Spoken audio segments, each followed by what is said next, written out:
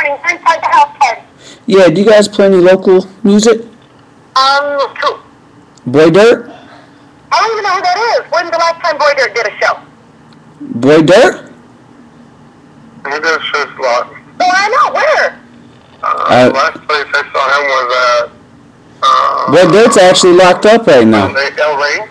Oh, you went to El Rey to see him? Candy goes out there and supports all those shows. Okay, when was the last time you seen Boy Dirt in a show? Candy? Last time I saw him was at the, I think, the launch pad. Wasn't he out there at the launch pad? Dirt's been locked up for about a year.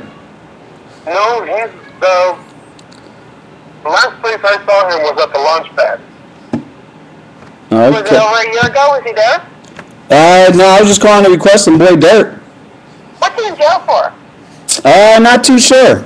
But, do you guys have any Boy Dirt records or anything? No, actually, you should have him bring him in.